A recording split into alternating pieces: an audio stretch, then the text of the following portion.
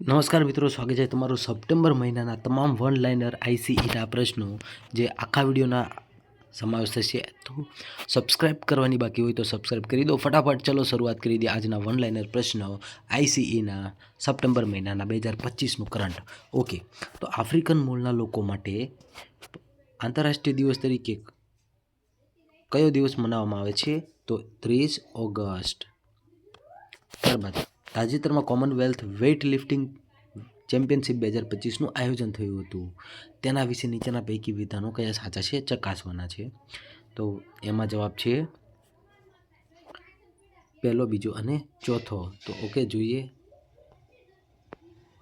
આ જવાબ છે, એટલે કે પહેલો. તેનું આયોજન અમદાવાદમાં થયું હતું. ત્યારબાદ ભારત સિનિયર, જુનિયર અને યુવા કેટેગરીમાં એમ કુલ એકંદર સાથે 40 મેડલ જીત્યા હતા. ભારતે કેટલા મેડલ જીત્યા છે? 40, બરાબર, વેઇટ લિફ્ટિંગ ચેમ્પિયનશિપમાં. અને ચોથું, આ ઇવેન્ટમાં 48 કિલોગ્રામ કેટેગરીમાં મીરાબાઈ ચાનુએ ગોલ્ડ મેડલ જીત્યો છે. મોસ્ટ આઈએમપી, બરાબર. ચલો આગળ જોઈએ. ફરી એકવાર જોઈ લેજો, મોસ્ટ આઈએમપી ફૂલ ચાન્સ છે કે પૂછાવાના. આ કેટેગરીમાં, એટલે કે આ ઇવેન્ટમાં 48 કિલોની કેટેગરીની અંદર મીરાબાઈ ચાનુએ ગોલ્ડ મેડલ જીત્યો છે, બરાબર. ચલો ફટાફટ આગળ જોઈએ હવે. ઓકે, એક્સરસાઇઝ બ્રાઇટ સ્ટારમાં ભાગ લેવા માટે ભારતે કયા દેશમાં 700થી વધુ કર્મચારીઓને તૈનાત કર્યા હતા? તો યાદ રાખજો, ઇજિપ્ત. ત્યારબાદ આગળનો પ્રશ્ન જોઈએ. કઈ કંપની કચ્છમાં વિશ્વનો સૌથી મોટો સિંગલ સાઇટ સોલાર પ્રોજેક્ટ બનાવી રહી છે? તો યાદ રાખજો, Reliance industry. Single site solar project કોણ બનાવે છે? તો રિલાયન્સ ઇન્ડસ્ટ્રી. દોસ્તો, વિડીયોને લાઇક જરૂર કરી દેજો બાકી હોય તો. ચલો હવે આગળ જોઈએ મોસ્ટ આઈએમપી પ્રશ્નો. આમાંથી પૂછવાના ફૂલ ચાન્સીસ છે એક્ઝામમાં. ભારતની સૌથી મોટી જીવન વીમા કંપની અને સૌથી મોટી રોકાણકાર કંપની, તો એલઆઈસીની સ્થાપના ક્યારે થઈ હતી? તો યાદ રાખજો, 1 સપ્ટેમ્બર 1956.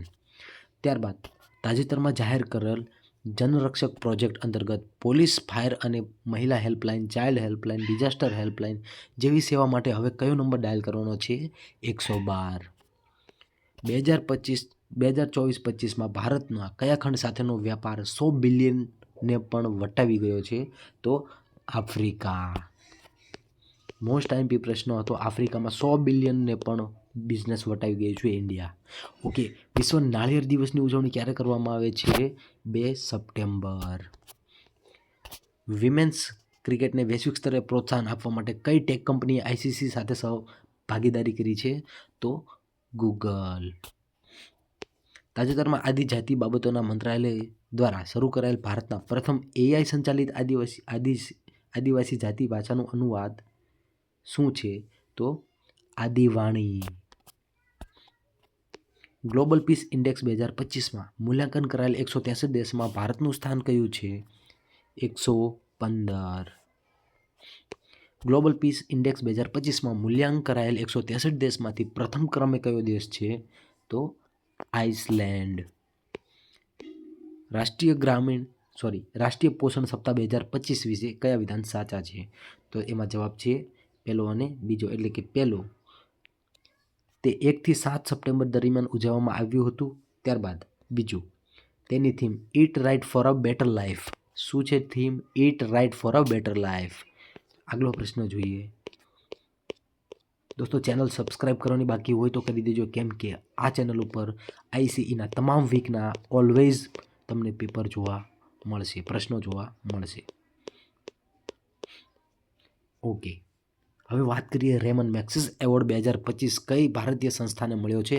તો યાદ રાખજો, એજ્યુકેટ ગર્લ્સ.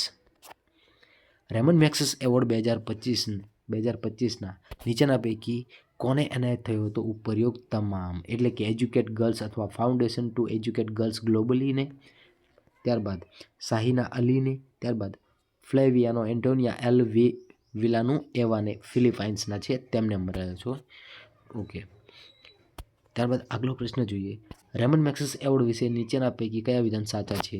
તો પહેલું, બીજું અને ત્રીજું સાચા છે. તે એશિયાનો સૌથી વધુ પ્રતિષ્ઠિત સર્વોચ્ચ એવોર્ડ છે, એશિયાનો. તેને એશિયાના નોબેલ પુરસ્કાર તરીકે ઓળખવામાં આવે છે. રેમન મેગ્સેસ એવોર્ડનું બીજું નામ શું છે? એશિયાનો નોબેલ પુરસ્કાર. ફિલિપાઇન્સના 7મા રાષ્ટ્રપતિ રેમન મેગ્સેસની યાદમાં, કેટલામાં? તો કે 7મા રાષ્ટ્રપતિ રેમન મેગ્સેસની યાદમાં ફિલિપાઇન્સ સરકાર દ્વારા આપવામાં આવે છે. બરાબર, કોના દ્વારા આપવામાં આવે છે? ફિલિપાઇન્સ સરકાર દ્વારા. ઓકે. ત્યારબાદ આગલો પ્રશ્ન જોઈએ.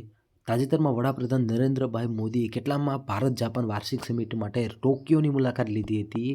15મી. ત્યારબાદ આગલો પ્રશ્ન જોઈએ. ભારત જાપાન સંદર્ભે કયા વિધાન સાચા છે? જોઈએ.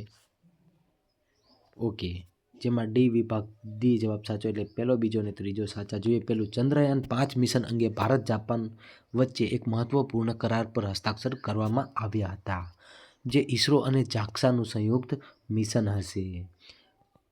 15મી ભારત જાપાન વાર્ષિક સમિટમાં જાપાનના વડાપ્રધાને 10 વર્ષમાં ભારતના 10 ટ્રિલિયન યેન, લગભગ 6 લાખ કરોડ રૂપિયા રોકાણ કરવાની જાહેરાત કરી હતી. તાજેતરમાં સંયુક્ત ક્રેડિટિંગ મેકેનિઝમ એટલે JCM પર સરકારના મેમોરેન્ડમ પર હસ્તાક્ષર કરવામાં આવ્યા હતા. ત્યારબાદ આગલો પ્રશ્ન જોઈએ. તાજેતરમાં સ્કોની 25મી હેડ્સ ઓફ સ્ટેટ કાઉન્સિલની બેઠક ક્યાં યોજાઈ હતી? તો યાદ રાખજો, તિયાનજિન, ચીનમાં. સ્કોનું પૂરું નામ શું છે? તો યાદ રાખજો, શાંઘાઈ કોઓપરેશન ઓર્ગેનાઇઝેશન. સ્કોની રચના ક્યારે થઈ હતી? તો યાદ રાખજો, 15 જૂન 2001. ત્યારબાદ 15 જૂન 2001ના રોજ કેટલા દેશો દ્વારા સ્કોની સ્થાપના કરવામાં આવી હતી? તો 6 દેશો. ત્યારબાદ તો મિત્રો છેલ્લે તમને હું આ 6 દેશો કયા કયા છે એ પણ જણાવી દઈશ, અથવા બીજા કોઈ વિડીયોમાં આવી સમય દઈશ. ઓકે, ચલો શરૂઆત કરી દઈએ. સ્કોના સભ્ય દેશ તરીકે ભારત, પાકિસ્તાનનો સમાવેશ ક્યારે થયો હતો? તો 9 જૂન 2017. ભારત ક્યારે જોડાવાનું હતું સ્કોમાં? તો 9 જૂન 2017ના રોજ. ચલો આગળ જોઈએ. દોસ્તો વિડીયોને લાઈક જરૂર કરી દેજો. ઓકે.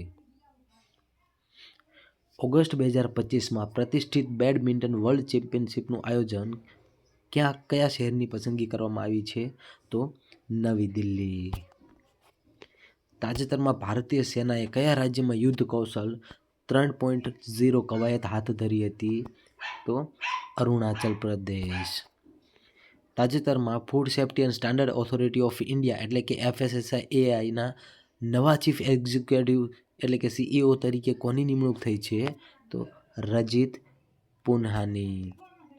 ત્યારબાદ FSSAI વિશે નીચેના પૈકી કયા વિધાનો સાચા છે? જોઈએ.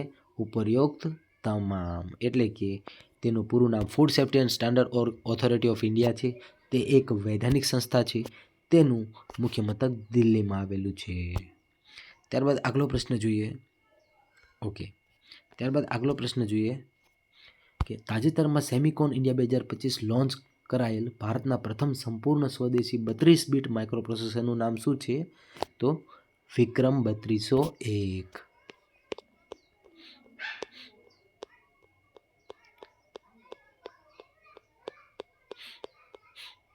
ત્યારબાદ આગલો પ્રશ્ન જોઈએ.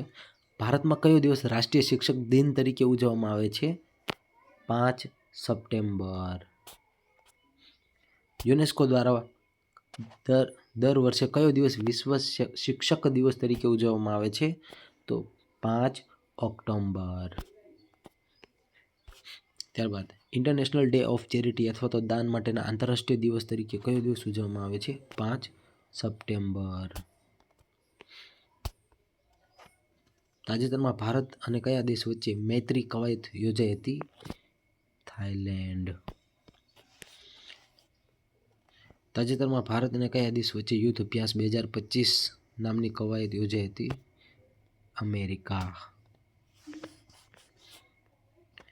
તાજેતરમાં જાહેર કરવામાં આવેલ ઇન્ડિયા રેન્કિંગ 2025 અથવા NIRF ઇન્ડિયા રેન્કિંગ 2025 અનુસાર ઓવરઓલ કેટેગરીમાં ભારતની શ્રેષ્ઠ 100 શિક્ષણ સંસ્થાઓમાં પ્રથમ કઈ સંસ્થા છે? IIT મદ્રાસ.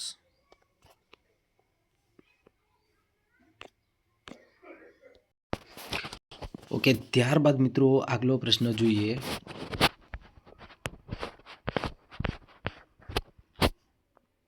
ઓકે, તાજેતરમાં જાહેર કરવામાં આવેલ ઇન્ડિયા રેન્કિંગ 2025 અથવા NIRF ઇન્ડિયા રેન્કિંગ 2025 અનુસાર ઓવરઓલ કેટેગરીમાં ભારતના શ્રેષ્ઠ શિક્ષણ સંસ્થાઓમાં મિત્રો અહીંયા શિક્ષણમાં થોડીક મિસ્ટેક થઈ છે, બરાબર, યાદ રાખી લેજો કે ગુજરાતી ગ્રામરમાં તકલીફ ના પડે, બરાબર. સંસ્થાઓમાં પ્રથમ ક્રમે કઈ સંસ્થા છે એ તો યાદ રાખવાનું છે. કઈ સંસ્થા છે? IIT મદ્રાસ, બરાબર. આટલું મોટું કામ કરે છે ICE, તો થોડી ભૂલ થાય, બરાબર, ઇગ્નોર કરવાની છે આપણે.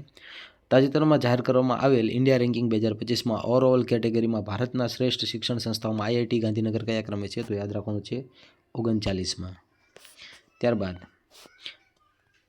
IIT ગાંધીનગર 39માં છે. અને કઈ યુનિવર્સિટી પ્રથમ ક્રમે છે? બરાબર, વધારે લાંબુ કર્યા વગર હું તમને જણાવી દઉં તો Indian institute of science Bengaluru છે એ પ્રથમ ક્રમે છે, બરાબર. યાદ રાખજો 100 યુનિવર્સિટીમાંથી, બરાબર. ચલો હવે યાદ રાખજો. ઓકે, કઈ કોલેજનો પ્રથમ ક્રમે છે? બરાબર, એવું કે તો યાદ રાખવાનું છે હિન્દુ કોલેજ દિલ્હી એ પ્રથમ ક્રમે છે, બરાબર. ચલો આગળ જોઈએ. ત્યારબાદ પરંતુ કેટેગરી તમને એ કોલેજની કેટેગરી હતી, બરાબર, એટલે યાદ રાખજો, કારણ કે કોલેજમાં એ એક જ કોલેજ હોય.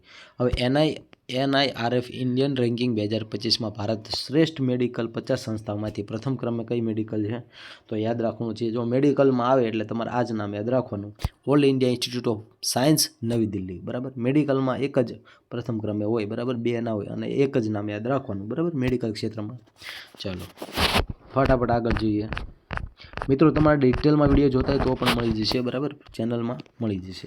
હવે યુકેના નાયબ વડાપ્રધાન તરીકે કોની નિમણૂક કરેલી છે? તો યાદ રાખવાનું છે ડેવિસ લેમી. ત્યારબાદ ભારતમાં પ્રથમ ગીધ સંરક્ષણ પોર્ટલ કયા રાજ્યમાં શરૂ કરવામાં આવેલું છે? તો આસામ. ત્યારબાદ તાજેતરમાં સમાચારમાં રહેલ અમિત મિશ્રા કઈ રમત સાથે સંકળાયેલા છે? ચેસ. ડી ગુકેશ પણ ચેસ સાથે સંકળાયેલા છે. ત્યારબાદ તાજેતરમાં ભારતના સૌથી મોટા લિથિયમ આયર્ન બેટરી પ્લાન્ટ ક્યાં શરૂ કરવામાં આવ્યો છે? હરિયાણા. ઓકે, તો મિત્રો અહીંયા સુધી છે, હજી આગળ પણ જોઈએ.